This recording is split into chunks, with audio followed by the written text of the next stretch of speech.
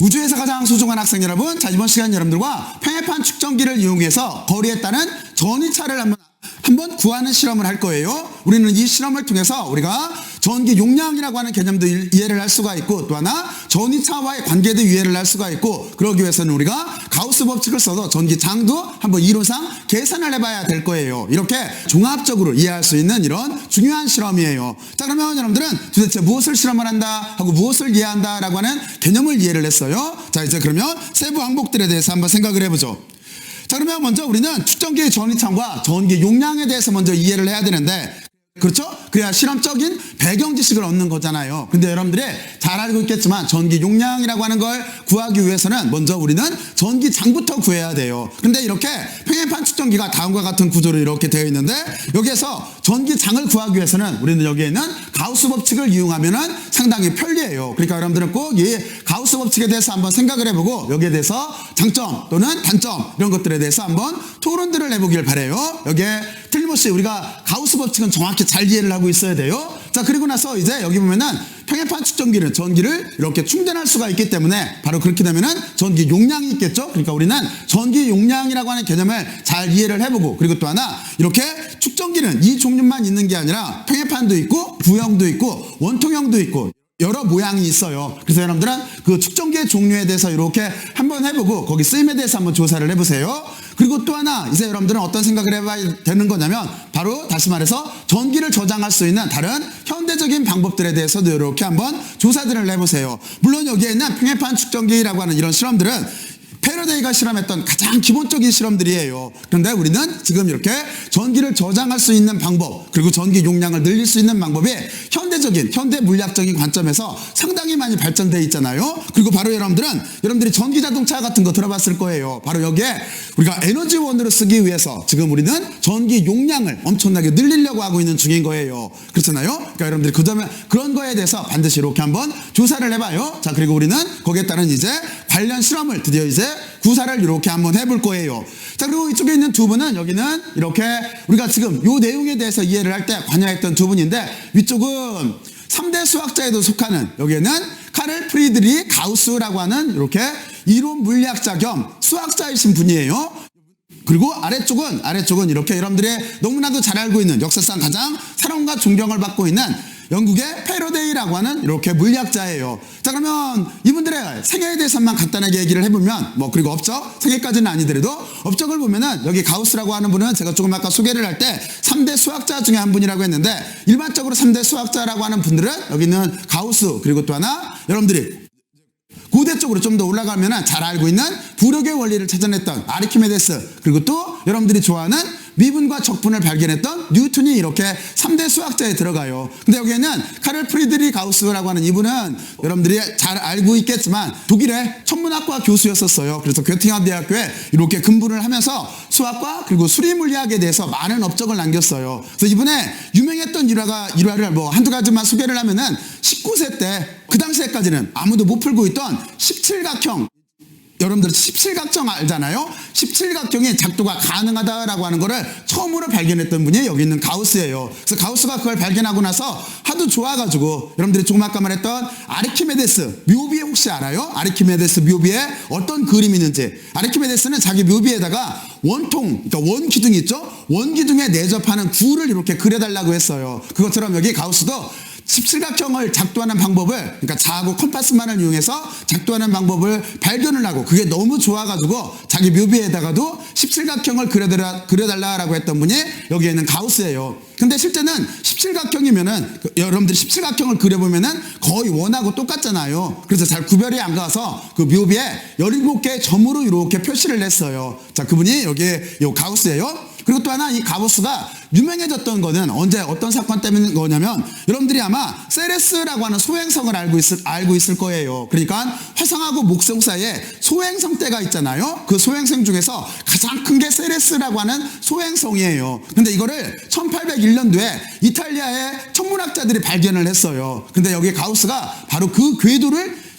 다시 예측을 해서 정확하게 소행성을 발견할 수 있게 했던 했던 분이 여기에 있는 가우스예요. 바로 이러면서 가우스는 세레스라고 하는 소행성의 궤도를 계산하면서 엄청나게 유명해졌던 분이에요. 자, 그러면 여러분들은 이제 가우스에 대해서 간단하게 알아봤고, 여기 있는 패러데이는 아까도 얘기했지만 역사상 가장 위대한 실험물리학자 중에서 한 분이시면서, 그리고 여러분들이 역사상 가장 많이 사랑을 받고 존경을 받는 과학자 중에서도 한 분이에요. 그렇잖아요? 근데 두 분 다 특징이 있어요. 두 분 다 어떤 특징을 가지고 있냐면, 둘 다 어렸을 때 생활이 너무 가난했었어요. 너무 가난했었는데, 그런데 다 그걸 극복을 하고서 이렇게 물리학자로서 그리고 수학자로서 대성공을 했던 분들이에요. 자, 그리고 여기는 패러데이라고 하는 이분은 여러분들이 잘 알고 있겠지만, 이분이 없었으면 현대 전기 문명이 없는 거잖아요. 이분의 가장 큰 업적 중에서 하나는 패러데이 유도 법칙이라고 하는 걸 거예요. 그렇잖아요? 바로 그것도 있고, 그리고 또 하나 나중에 가서 특수상대성, 아인슈타인의 특수상대성, 일반 상대성 이론에도 엄청난 영향을 주는 장이라고 하는 개념, 필드라고 하는 개념, 그걸 처음 명명을 했던 분도 여기 있는 패러데이예요. 그리고 우리가 이전까지는 따르게 알고 있던 전기현상, 자기현상, 그리고 또 하나 빛이라고 하는 게 실제는 다 같은 현상이다라고 하는 거를 초기에 예측하고 그 아이디어를 냈던 분도 여기 있는 패러데이예요. 바로 그 생각이 맥스웰한테 영향을 줘서 전자기학을 통합하게 만들고, 패러데이와 맥스웰 생각이 아인슈타인한테 영향을 줘서 지금 여러분들이 알고 있는 상대성 이론이 나온 거예요. 그리고 이분이 여러분들이 전자기 쪽에서 배우고 있는 양극이나 음극이나 또는 여기에 좀 전에 얘기했던 필드라든가 또는 이온이라든가 또는 전극이라든가 등등등 하는 용어들도 여기는 패러데이가 다 만들었던 분이에요. 자, 그러면 여러분들은 가우스 법칙에서 이렇기 때문에 여기 가우스를 소개를 했고, 그리고 또 하나 전기 용량이라고 하는 거에 보면은 전기 용량을 처음으로 이렇게 실험적으로 구사를 해봤던 분이 여기 있는 패러데이고, 그리고 또 그 전기 용량의 단위가 페럿이잖아요. 그 페럿이 누구의 이름에서 온 거냐면 여기에 있는 이렇게 패러데이의 이름에서 따왔다 정도를 이렇게 정리해 놓으면 여러분들한테 많은 이렇게 배경 지식으로서 도움이 될 거예요. 자, 그러면 여러분들은 여기까지 이렇게 잘 두 분의 업적에 대해서 생각을 해보고, 나머지는 여러분들이 궁금하면 한번 찾아봐요. 자, 그리고 여러분들은 이쪽으로 이렇게 들어가서 우리는 이제 좀 전에 앞에서 뭐라고 했냐면, 우리는 여기에 전기 용량이라고 하는 개념을 먼저 이해를 해야 돼요. 자, 그러면 먼저 전기 용량을 우리가 이론상으로 계산을 할 수가 있어야 될 텐데, 그 계산하는 방법은 위쪽에 이렇게 말로 써 있어요. 자, 그러니까 여러분들이 한번 여기를 쭉 한번 읽어보면서 전기 용량을 어떻게 계산하면 되겠다라고 하는 거를 여러분들은 지금 잘 알고 있겠지만, 여러분들 나름대로 다시 한번 정리들을 한번 해보세요. 지금 한번 해보세요. 해봤어요? 자, 그러면 이건 이 뜻이에요. 처음에 가우스 법칙을 이용해서 전기량을 구해야 되는데, 그렇죠? 그런데 먼저 우리는 가우스 법칙이라고 하는 거는 다음과 같은 걸로 이렇게 돼 있어요. 그러니까 가우스 법칙이라고 하는 거는 여러분들이 크게 어렵게 생각을 하지 말고 단지 이렇게 생각을 하면 되는 거예요. 가우스 법칙이라고 하는 거는 안쪽에 있는 전하가 바깥 공간에 전기장의 플럭스, 다시 말해서 전기장의 선속을 만든 거예요. 이게 가우스 법칙이에요. 그거에 대한 표현이 다음과 같이 이렇게 쓸 수가 있어요. 그러니까 안쪽에 있는 전하가 이만큼은 선속인 거잖아요. 선속을 만든 거예요. 대신 전기장의 선속을 만든 거예요. 자, 그러면 여러분들은 여기를 이해를 했고, 그리고 이 전기장을 이렇게 두면은 우리는 이제 전기장을 이용해서 여기에 전위를 계산을 할 수가 있어요. 전위라고 하는 거는 다음과 같은 식으로 이렇게 표현이 돼요. 그러니까 전위라고 하는 걸 우리가 사고 실험을 할 때 어떻게 하냐면, 전기장 속에서 전하가 전기장의 영향을 받아서 이동하잖아요. 그러면 우리는 바로 이렇게 전기장 속에서 전하가 이동하는 그 경로를 쭉 추적을 하면 그게 바로 이렇게 전위에 대한 정의가 되는 거예요. 그렇죠? 바로 그래서 우리는 다음과 같이 이렇게 쓸 수 있어요. 그리고 세 번째를 보게 되면은 여기 보면 이 식을 이제 이거를 이용해서 전기 용량을 계산하면 돼요. 그러니까 전기 용량은 다음과 같이 정의가 돼 있어요. 전체 여기 총 전하량이라고 하는 거를, 그렇죠? 이렇게 전위 차로 나눠지게 돼 있어요. 다음과 같이 이 식으로 돼 있어요. 그러면 우리는 이제 전기 용량을 계산하면은 이렇게 되겠죠? 여기가 전위가 있으니까 전위는 이 식으로 계산하면 되는 거고, 그리고 여기에 전기당이 들어가는 거니까 전기당은 이 식으로 계산하면 되겠죠? 그러니까 이걸 정리를 하면은 가우스 법칙을 이용해서 전기당을 구해서 여기다 대입하고, 그리고 전위를 구한 다음에 여기다 대입하면은 이렇게 전기 용량을 계산할 수가 있어요. 자, 그러면 여러분들은 여기까지 잘 이해를 했을 거라고 생각을 하고, 다음과 같이 이렇게 되어 있는 게 이게 축전기예요. 여러분들이 컴퓨터나 전자장비 같은 걸 뜯어봐요. 그러면 그 안에 다음과 같이 원통형으로 또는 이렇게 납작하게 이렇게 돼서 축전기들이 상당히 많이 들어있어요. 그래서 실제 실물을 보게 되면은 다음과 같이 이렇게 생긴 게 이게 축전기예요. 축전기. 이런 것들 여러분들이 아마 봤을 거예요. 자, 그리고 여기에 단위가 좀 전에 설명을 했듯이 여기 단위가 여기에 있는 패러데이 업적을 기념하기 위해서 단위를 여기 이렇게 페럿으로 써요. 이 단위가 페럿이에요. 근데 실제적으로 페럿이라고 하는 거는 엄청나게 큰 단위예요. 큰 단위이기 때문에 이거를 우리가 일반적으로 이런 측정기에 써 있는 걸 보게 되면은 여기에는 몇백 마이크로 페럿 보통 이렇게 써 있어요. 또는 몇십 피코 페럿 뭐 이런 식으로 써 있어요. 그래서 우리는 보통 마이크로나 또는 나노 페럿 바로 이런 것들을 쓴다라고 하는 걸 알고 있으면 돼요. 그러면 여기에서 하나 페럿이라고 하는 건 정의를 알아봐야 되는 거죠. 페럿이라고 하는 건 어떤 거냐면 1볼트에 전이차를 걸어 주었을 때 1쿨롱의 전하를 대전시킬 수 있는 이런 전기 용량을 말하는 거예요. 측정기의 전기 용량을 말하는 거예요. 이게 페럿의 정의예요. 자, 그리고 여러분들은 꼭 한번 여러분들 전자 부품 속에서 한번 여기에는 측정기를 이렇게 찾아보길 바래요. 그리고 이렇게 단위는 페라드라고 써놓고 여기 AY만 붙으면 패러데이인 거잖아요. 조금 아까 얘기했던 요 패러데이인 거잖아요. 근데 패러드라고 이렇게 써놓고 읽을 때는 페럿이라고 읽어요. 그리고 여기는 좀 전에 설명을 했듯이 쿨롱4 볼트예요. 그렇죠? 여기 1볼트의 전이차를 걸어줬을 때 1쿨롱의 전하를 대전시킬 수 있는 이런 대전시키는 측정기의 전기 용량을 뜻하기 때문에 단위 자체는 다음과 같이 이렇게 돼 있어요. 자, 그러면 여러분들이 여기까지 이제 기본 지식을 이렇게 배웠어요. 이론적인 개념에 대해서 한번 생각을 해봤어요. 전기 용량하고 페럿이 도대체 뭔가 하는 거에 대해서 알아봤어요. 자, 그러면 이제 여러분들이 이쪽으로 이렇게 넘어와서 앞에서 이렇게 우리가 전기 용량을 계산할 수 있어요 라고 했으니까 우리가 다음과 같은 평행판 측정기에서 전기 용량을 실질적으로 어떻게 계산하나 하는 거에 대해서 이제 좀 더 자세하게 확인을 해봐야 돼요. 자, 그러면 이쪽으로 이렇게 넘어와서 여기 있는 식들도 여러분들이 많이 봤을 거예요. 부담 가질 필요 없어요.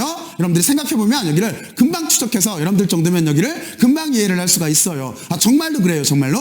자, 그러면 먼저 평행판 측정기라고 하는 건 다음과 같이 이렇게 생겼어요. 지금과 같은 거예요. 요 모델이에요. 단지 여기는 여기 평행판 측정기가 우리가 실험할 거는 원형으로 돼 있고 여기는 지금 이렇게 사각판으로 되어 있는 것 뿐이에요. 자, 그러면 어떤 식으로 실험을 하는 거냐면 여러분들은 이렇게 전압을 여기에다가 이렇게 인가를 내주면 돼요. 전위를. 그러면 틀림없이 이쪽에서 양의 전하가 충전될 테고 그러면 상대적으로 이쪽에 음의 전하가 충전이 될 거예요. 그래서 이쪽은 플러스 Q, 마이너스 Q로 이렇게 충전이 될 거예요. 그렇죠? 자, 그리고 나서 우리가 이 전선을 끊게 되면은, 떼어내게 되면은, 그러면은 여기에는 플러스 Q, 마이너스 Q로 대전되게 될 거예요. 그쵸? 자, 그래서 이따가 우리가 실험을 할 때, 여기에 있는 전압은 여러분들이 많이 봤던 다음과 같은 이렇게 DC, 전압 공급원을 이렇게 쓸 거예요. 이걸 써가지고 여기에다가 평행판에다가 이렇게 초기 전압을 인가를 해줄 거예요.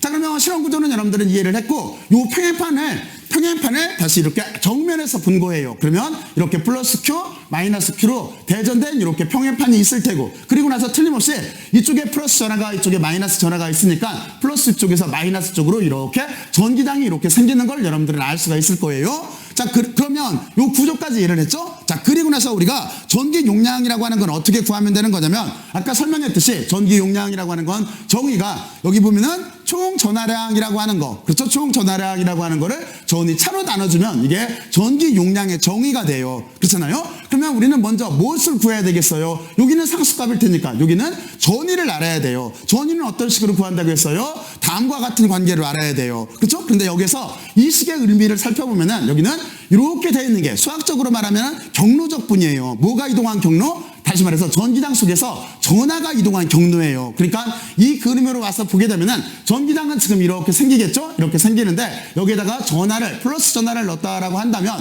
플러스 청력에 의해서 밀려요. 그리고 이쪽은 인력에 의해서 끌려요. 그러면 전하가 여기를 X축으로 잡는다면 이렇게 이동해 갈 거예요. 바로 이렇게 정의되어 있는 게 이게 여기에는 전위라고 하는 거예요. 정의예요. 자, 그러면 여러분들은 여기까지 이해를 했고, 자, 그리고 우리가 전위차를 계산하려면 여기에 전기장이 들어있어요. 그럼 이 전기장은 다음과 같은 가우스 법칙으로 이렇게 구하면 돼요. 가우스 법칙이라고 하는 거는 좀 전에 설명을 했듯이 단지 안쪽에 있는 전하가 바깥 공간에 전기장의 선속을 만든 거예요. 그렇죠? 그러면 선속이라고 하는 건 뭐예요? 어떤 표면을 통과하는 흐름인 거죠. 그 흐름이 지금은 전기장이니까 면을 A라고 쓰고 흐름을 만약에 전기장이니까 지금 같은 경우는 E라고 쓴다면 전기장에다가 면을 곱아주면 이게 전기 선속의 개념이 되는 거잖아요. 그렇죠? 바로 그거를 우리가 이렇게 뉴턴식 포기법으로 쓴 거예요. 그렇죠? 자, 그러면 여러분들은 여기까지 잘 이해를 했을 거예요. 자, 그래서 우리는 이제 전체적인 구조를 알았어요. 그러면 이제 전기장을 구해서 여기다 넣고 전위를 구하고 전위를 여기다 이렇게 넣어서 전기 용량을 구하면 되는데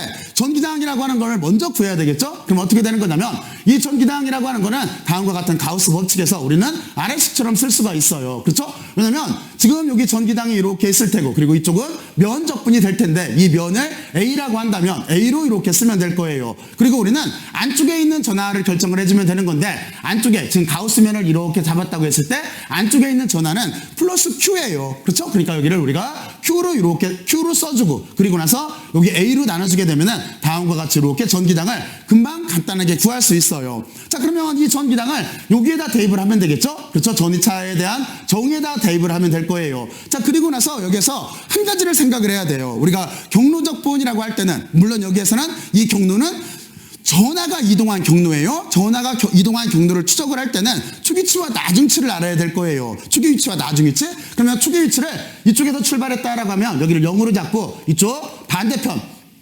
평행판에 도달했을 때 거리를 D로 잡은 거예요. 그럼 0부터 D까지 이렇게 생각을 해주면 되겠죠. 그래서 여기를 0과 D로 고려를 해준 거예요. 자, 그리고 나서 여러분들이 보게 되면은 이 전기당 속에서는 요만큼이 있는데 이 값들은 다 상수예요. 여기 전하량이라고 하는 것도 상수고, 여기는 진공속에서 유전율이라고 하는 것도 상수고, 그리고 여기 면적도 상수예요. 그렇죠? 그러면 다 앞으로 빼내고 나서 보면은 우리는 여기에서 거리에 따라서만 이렇게 경로를 생각해서 적분을 해주면 돼요. 그러면 D밖에 안 나오겠죠? 0부터 D까지니까. 그렇죠? 그래서 그 값을 이렇게 써주게 되면은 우리는 전위차를 이렇게 구할 수가 있어요. 자, 그리고 여기에서 마이너스 부호가 이렇게 하나 붙는데, 마이너스 부호는 우리는 실험을 두 가지로 할 수가 있어요.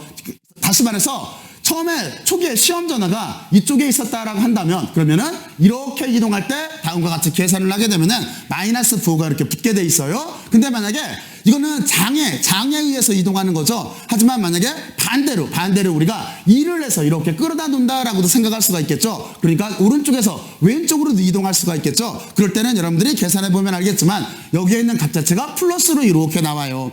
그러면 마이너스 플러스 둘 중에 어느 값을 이용해서 전기 용량을 계산해야 될까요? 이거는 상관이 없어요. 왜 그러냐면 어차피 전기 용량이라고 하는 이 정의가 플러스로, 다시 말해서 크기이기 때문에 양의 값을 가져야 되기 때문에 우리는 여기를 이렇게 절대값을 붙여서 양수로 계산을 해주면 돼요. 그러니까 마이너스 값이 나와도 여기를 우리가 절대값을 붙여서 이렇게 계산을 해주면 돼요. 그러면 여기에다 값을 넣게 되면 어떻게 되겠어요? 그러면은 총 전하량이라고 하는 것만 약분돼서 없어지죠. 그리고 식은 다음과 같이 이렇게 간단하게 될 거예요. 자, 그러면 이 식의 의미를 살펴보면 이거죠. 우리 그래서 의미는 전기 용량이라고 하는 거는 여기는 진공 속에서의 유전율이에요. 유전율에 이렇게 비례를 하고, 그리고 또 여기 보면은 면적에 비례하게 돼 있어요. 면적이라고 하는 거는 크기예요, 크기. 그러니까 이 실험에서 이렇게 보게 되면은 지금 이 평행판이 크면 클수록 전기 용량은, 다시 말해서 충전할 수 있는 전하량은 더 증가한다는 뜻인 거예요. 뭐 상식적으로 생각해도 당연하죠? 자, 그리고 이제 여러분들은 또 하나 여기에 신경을 써야 되는데, 여기 거리 D가 나왔어요. 거리 D에는 반비례를 하게 돼 있어요. 그렇죠? 그러니까 거리가 멀면은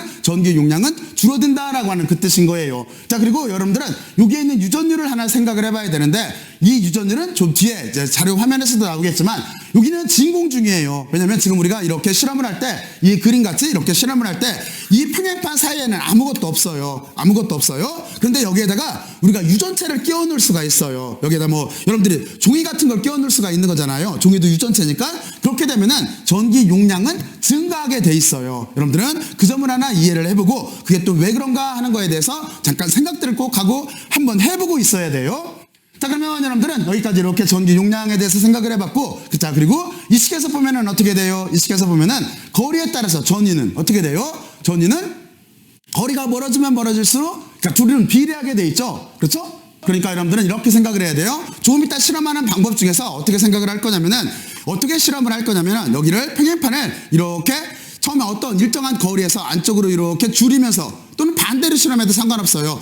어떤 특정한 위치부터 평행판을 늘리면서 실험해도 상관이 없어요. 그랬을 때 어떻게 돼 있어요? 여기에서 보게 되면은 지금 보면은 전위와 거리 사이에는 서로 비례하는 관계가 있다라고 하는 걸 여러분들은 여기에서 이해를 할 수가 있을 거예요. 다시 말해서 이 식에서 보게 되면은 거리가 멀면 멀수록 전위는 더 커요. 그렇죠? 그리고 만약에 얘를 이만큼에서 줄인다라고 가정을 하면은 어떻게 된다는 소리예요? 여기에 전위 값은 떨어진다는 소리예요. 여러분들은 그거를 먼저 하나 여기에서 이론에서 이렇게 예상을 해볼 수가 있어요. 그렇죠? 자, 그러면 여러분들은 여기까지 이제 이론적 배경에 대해서는 잘 생각을 해봤어요. 그리고 마지막으로 이론적 배경에서 하나가 남은 게 뭐냐면 개념을 하나 이해를 해야 되는데, 여기에다가 다시 말해서 지금은 아무것도 없는데 여기에다가 유전체를 끼게 되면은 제가 아까 전기 용량이 증가한다고 그랬어요. 그 점에 대해서만 간략하게만 확인들을 해보죠. 자, 그러면 여러분들은 이쪽으로 이렇게 와서 유전체에 대한 이해에 대해서 한번 생각을 해봐야 되는데, 여러분들은 여기에 있는 그림에 대해서만 하나 생각을 하면 돼요.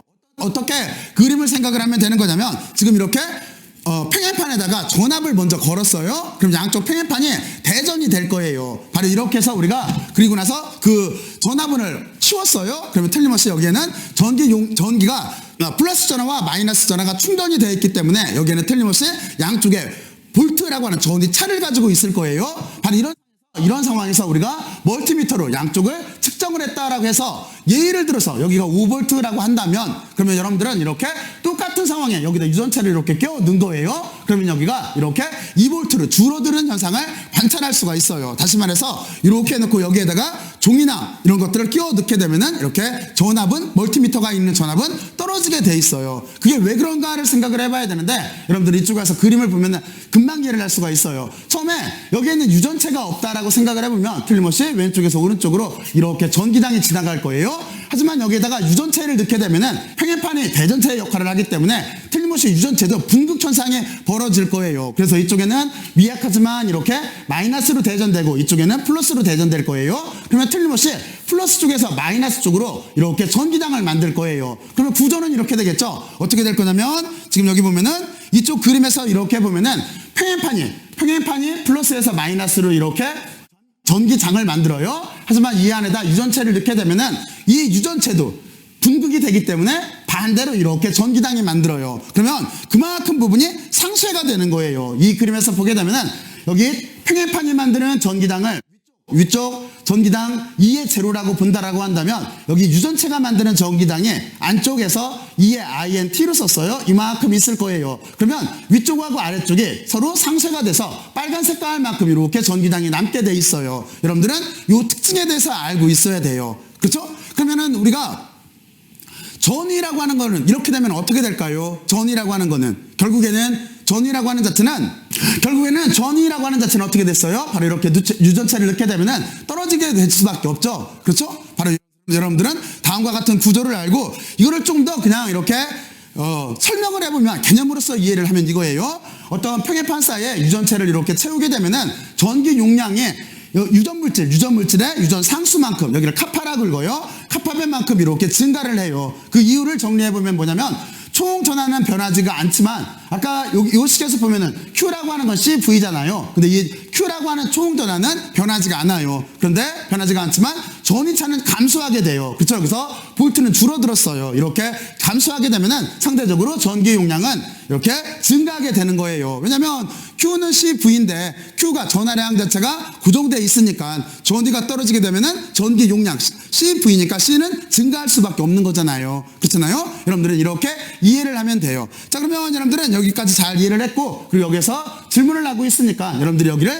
나름대로 꼭 한번 이렇게 정리들을 꼭 한번 해봐야 돼요. 이 개념 자체를 잘 이해를 해야 돼요. 자, 그러면 여러분들은 여기까지 개념을 잘 이해를 했을 거라고 생각을 하고, 이제부터 실험으로 들어가죠. 실험으로 들어가서 직접 한번 거리에 따른 전이차를 한번 측정을 해볼게요. 자, 그러면 이제 여러분들과 같이 한번 직접 실험을 해보죠. 자, 그러면 실험할 준비들 하세요.